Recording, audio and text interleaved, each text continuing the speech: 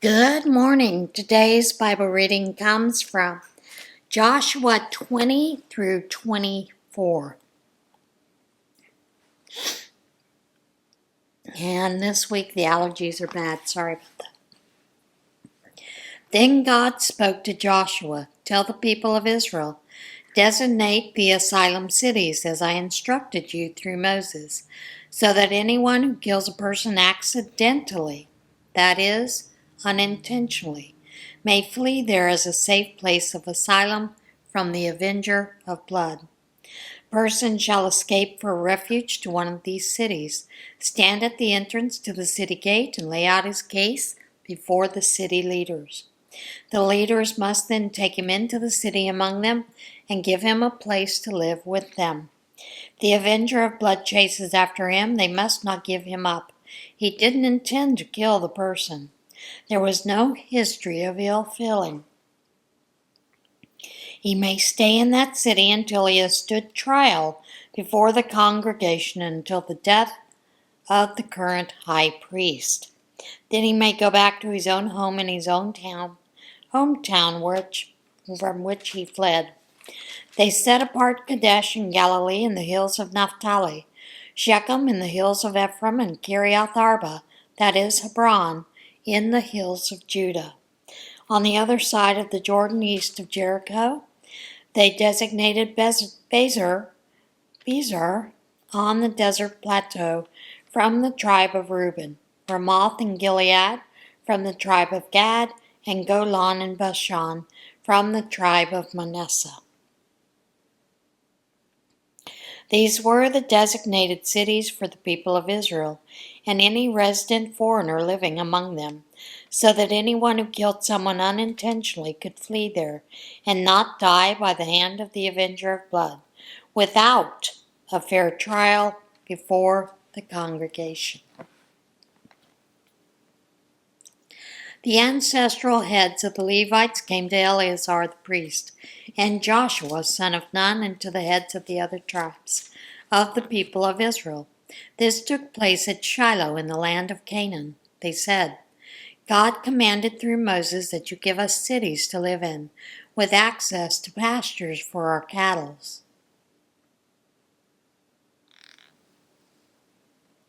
So the people of Israel out of their own inheritance gave the Levites, just as God commanded, the following cities and pastures.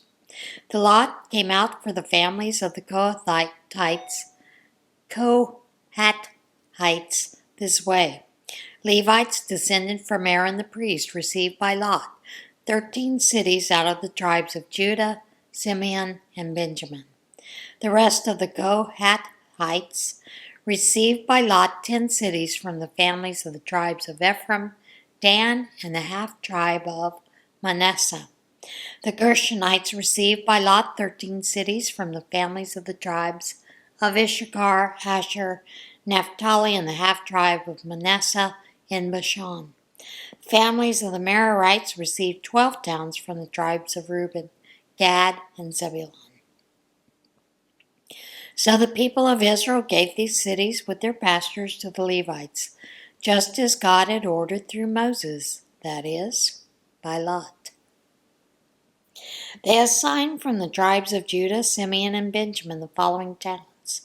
Here named individually, these were for the descendants of Aaron, who were from the families of the Kohathite branch of Levi, because the first lot fell to them. Kiriath Arba. Arba was the ancestor of Anak, that is, Hebron in the hills of Judah, with access to the pastures around it. The fields of the city and its open lands they had already given to Caleb, son of Jephunneh, as his possession. To the descendants of Aaron the priest they gave Hebron, the asylum city for unconvicted killers, Libnah, Jatir, Eshtemoa, Holon, Debir, Ain, Judah, and Beth Shemesh, all with their accompanying pastures, 9 towns from these 2 tribes. And from the tribe of Benjamin, Gibeon, Geba, Anathoth, and Almon, together with their pastures, 4 towns. Total of the cities and pastures for the priests descended from Aaron came to 13. The rest of the Kohathite families from the tribe of Levi were assigned their cities by lot. From the tribe of Ephraim, Shechem, the asylum city for the unconvicted killer, in the hills of Ephraim, Gezer, Kibzaim, and Beth Horon, with their pastures, 4 towns. From the tribe of Dan they received El-Tekah, Gibeathon, Ajalon, and Gath-Rimmon, all with their pastures, 4 towns. From the half-tribe of Manasseh they received Tanakh and Gath-Rimmon with their pastures, 2 towns. All told, 10 cities with their pastures went to the remaining Kohathite families. The Gershonite families of the tribe of Levi were given from the half-tribe of Manasseh, Golan, in Bashan, an asylum city for unconvicted killer, and Beth Eshterah with their pastures, 2 cities. From the tribe of Issachar, Kishion, Daberath, Jarmuth, and En-Ganim, with their pastures, 4 towns. From the tribe of Asher, Mishal, Abdon, Helkath, and Rehob, with their pastures, 4 towns. From the tribe of Naphtali, Kadesh in Galilee, the asylum city for the unconvicted killer, Hamath-dor and Kartan, with their pastures, 3 towns. For the Gershonites and their families, 13 towns for their pastures. The Merari families, the remaining Levites, were given from the tribe of Zebulun, Jokneam, Karta, Dimnah, and Nahalal, with their pastures, 4 cities. From the tribe of Reuben, Bezer, Jahaz, Kedemoth, and Mephath, with their pastures, 4 towns. From the tribe of Gad, Ramoth and Gilead, an asylum city for the unconvicted killer, Mahanaim, Heshbon, and Jazer, with their pastures, a total of 4 towns. All these towns were assigned by lot to the Merarites, the remaining Levites, 12 towns. The Levites held 48 towns with their accompanying pastures within the territory of the people of Israel. Each of these towns had pastures surrounding it. This was the case for all these towns. And so God gave Israel the entire land that he had solemnly vowed to give to their ancestors. They took possession of it and made themselves at home in it. And God gave them rest on all sides, as he had also solemnly vowed to their ancestors. Not a single one of their enemies was able to stand up to them. God handed over all their enemies to them. Not one word failed from all the good words God spoke to the house of Israel. Everything came out right. Then Joshua called together the Reubenites, Gadites, and the half-tribe of Manasseh. He said, "You have carried out everything Moses, the servant of God, commanded you, and you have obediently done everything I have commanded you. All this time and right down to this very day, you have not abandoned your brothers. You shouldered the task laid on you by God, your God. And now God, your God, has given rest to your brothers just as he promised them. You're now free to go back to your homes, the country of your inheritance, that Moses, the servant of God, gave you on the other side of the Jordan. Only this: be vigilant in keeping the commandment and the revelation that Moses, the servant of God, laid on you. Love God, your God. Walk in all his ways. Do what he's commanded. Embrace him. Serve him with everything you are and have." Then Joshua blessed them and sent them on their way. They went home. To the half-tribe of Manasseh Moses had assigned a share in Bashan. To the other half Joshua assigned land with their brothers west of the Jordan. When Joshua sent them off to their homes, he blessed them. He said, "Go home. You're going home rich, great herds of cattle, silver and gold, bronze and iron, huge piles of clothing. Share the wealth with all your friends and families. All this plunder from your enemies. The Reubenites, Gadites, and the half tribe of Manasseh left the people of Israel at Shiloh in the land of Canaan to return to Gilead, the land of their possession, which they had taken under command of Moses as ordered by God. They arrived at Gilealoth on the Jordan, touching on Canaanite land. There the Reubenites, Gadites, and the half tribe of Manasseh built an altar on the banks of the Jordan, a huge altar. The people of Israel heard of it. What's this? The Reubenites, Gadites, and the half tribe of Manasseh have built an altar facing the land of Canaan at Gilealoth on the Jordan, across from the people of Israel. When the people of Israel heard this, the entire congregation mustered at Shiloh to go to war against them. They sent Phinehas, son of Eleazar the priest, to the Reubenites, Gadites, and the half tribe of Manasseh, that is, to the land of Gilead. Accompanying him were 10 chiefs, 1 chief for each of the 10 tribes, each the head of his ancestral family. They represented the military divisions of Israel.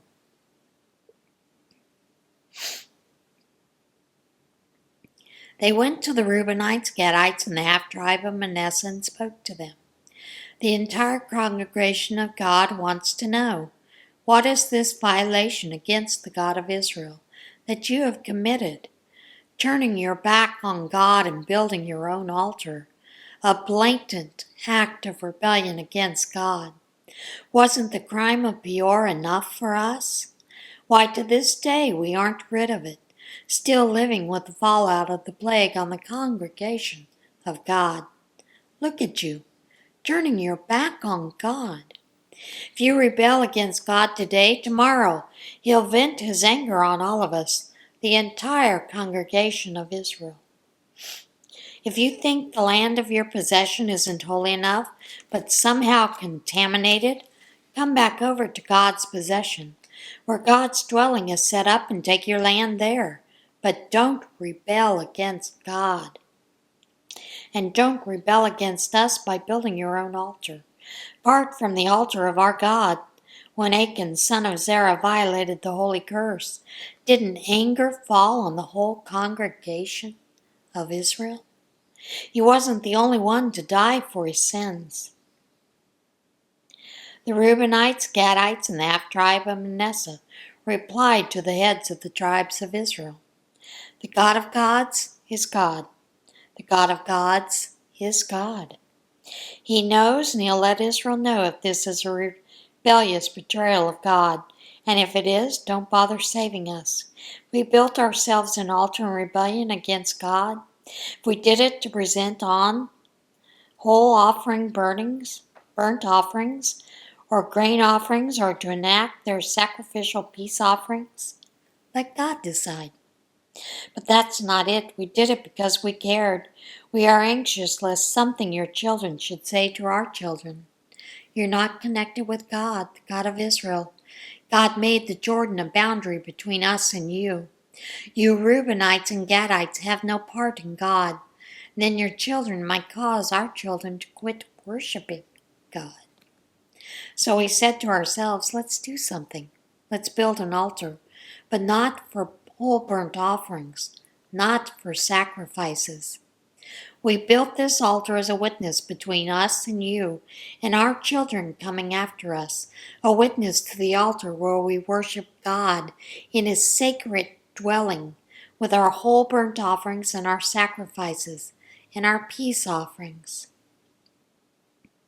This way your children won't be able to say to our children in the future, "You have no part in God."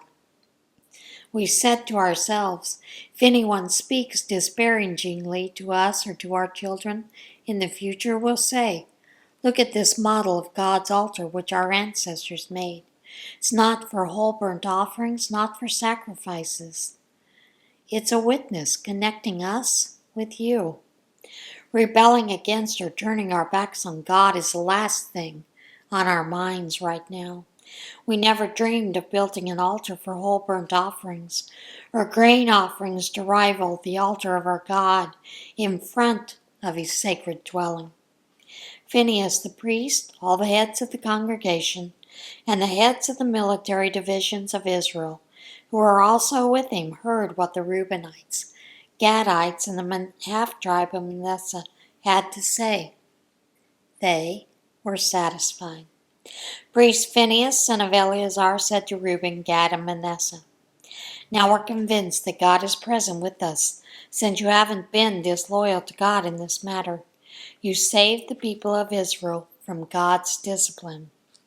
Then priest Phinehas, son of Eleazar, left the Reubenites, Gadites, and the half-tribe of Manasseh from Gilead, and with the chiefs returned to the land of Canaan, to the people of Israel, and gave a full report. They were pleased with the report. The people of Israel blessed God. There was no more talk of attacking and destroying the land in which the Reubenites and Gadites were living. Reuben and Gad named the altar, a witness between us. God alone is God. A long time later, after God had given Israel rest from their surrounding enemies, and Joshua was a venerable old man, Joshua called Israel together, elders, chiefs, judges, and officers. Then he spoke to them. "I am an old man. I've lived a long time. You have seen everything that God has done to these nations because of you. He did it because he's God, your God. He fought for you. Stay alert. I have assigned to you by lot these nations that remain, as an inheritance to your tribes. These, in addition to the nations I have already cut down, from the Jordan to the great sea in the west. God, your God, will drive them out of your path until there's nothing left of them, and you'll take over their land just as God, your God, promised you. Now stay strong and steady. Obediently do everything written in the book of the Revelation of Moses. Don't miss a detail. Don't get mixed up with the nations that are still around. Don't so much as speak the names of their gods or swear by them. And by all means, don't worship or pray to them. Hold tight to God, your God, just as you've done up to now. God has driven out superpower nations before you, and up to now no one has been able to stand up to you. Think of it. One of you, single-handedly putting 1,000 on the run. Because God is God, your God. Because he fights for you, just as he promised you. Now vigilantly guard your souls. Love God, your God. Because if you wander off and start taking up with these remaining nations, still among you, intermarry, say, and have other dealings with them. Know for certain that God, your God, will not get rid of these nations for you. There'll be nothing but trouble to you. Horse whips on your backs and sand in your eyes, till you're the ones who will be driven out of this good land that God, your God, has given you. As you can see, I am about to go the way we all end up going. Know this with all your heart and with everything in you, that not one detail has failed of all the good things God, your God, promised you. It has all happened. Nothing's left undone. Not so much as a word. But just as sure as everything good that God, your God, has promised has come true, so also God will bring to pass every bad thing till there's nothing left of you in this good land that God has given you. If you leave the path of the covenant of God, your God, that he commanded you, go off and serve and worship other gods, God's anger will blaze out against you. In no time at all there'll be nothing left of you, no sign that you've ever been in this good land he gave you. Joshua called together all the tribes of Israel at Shechem, called in the elders, chiefs, judges, and officers. They presented themselves before God. Then Joshua addressed all the people.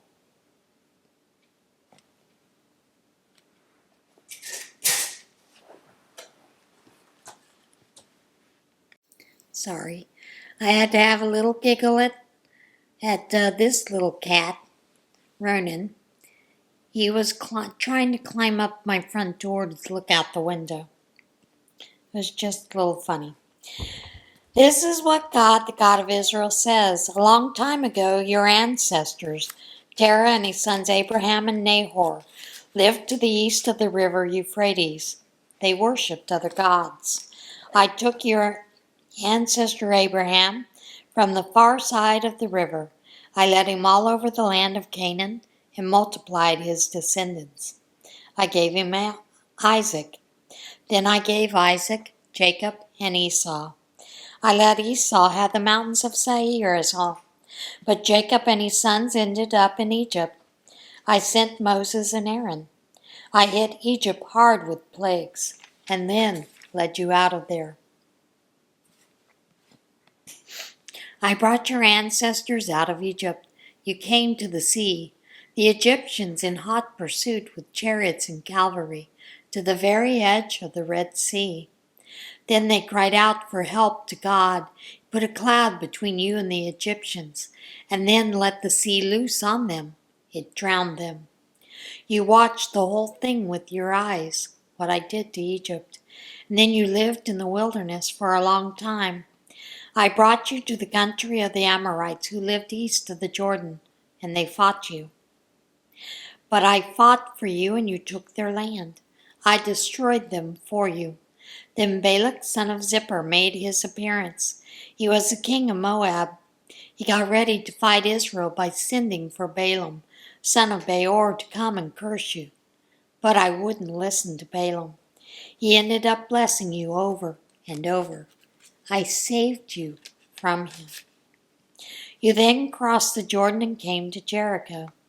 The Jericho leaders ganged up on you as well as the Amorites, Perizzites, Canaanites, Hittites, Girgashites, Hivites, and Jebusites. But I turned them over to you. I sent the hornet ahead of you, drove out the 2 Amorite kings, and did your work for you. You didn't have to do a thing, not so much as raise a finger. I handed you a land for which you did not work, towns you did not build, and here you are now living in them, and eating from vineyards and olive groves you did not plant. So now, fear God. Worship him in total commitment. Get rid of the gods your ancestors worshipped on the far side of the river, the Euphrates, and in Egypt. You worship God. If you decide that it's a bad thing to worship God, then choose God you'd rather serve and do it today. Choose one of the gods of your ancestors. One of the gods your ancestors worshipped from the country beyond the river, or one of the gods of the Amorites on whose land you're now living. As for me and my family, we'll worship God. The people answer, we'd never forsake God, never. We'd never leave God to worship other gods. God is our God. He brought up our ancestors from Egypt and from slave conditions. He did all these great signs while we watched. He has kept his eye on us all along the roads we've traveled and among the nations we've passed through. Just for us he drove out all the nations, Amorites and all who lived in the land. Count us in.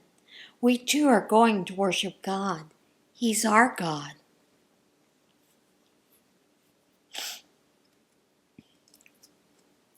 Then Joshua told the people, you can't do it.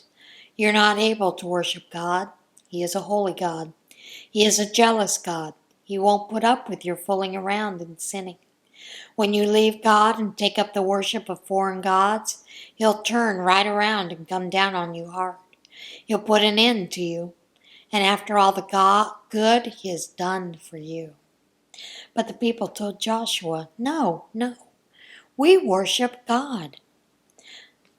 And so Joshua addressed the people. You are witnesses against yourselves, that you have chosen God for yourselves to worship him.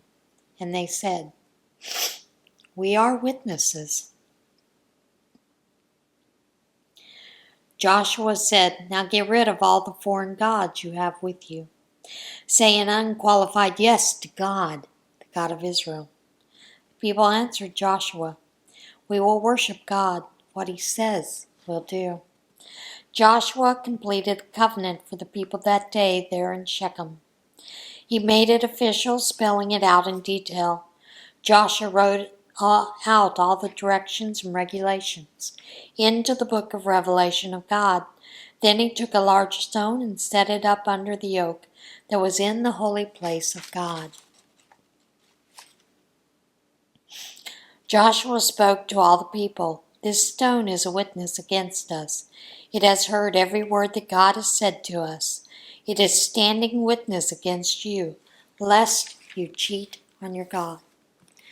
Then Joshua dismissed the people, each to his own place of inheritance. After all this, Joshua, son of Nun, the servant of God, died. He was 110 years old. They buried him in the land of his inheritance in Timnah, Serah, in the mountains of Ephraim, north of Mount Gaish. Israel served God through the lifetime of Joshua and of the elders who outlived him, who had themselves experienced all that God had done for Israel. Joseph's bones, which the people of Israel had brought from Egypt, they buried in Shechem in the plot of the ground that Jacob had purchased from the sons of Hamor, who was the father of Shechem. He paid 100 silver coins for it. Belongs to the inheritance of the family of Joseph. Eleazar, son of Aaron, died. They buried him at Gibeah, which had been allotted to his son Phinehas in the mountains of Ephraim. And that is it for today's Bible reading. As always, get in touch with God today, and I will see you again tomorrow. Bye.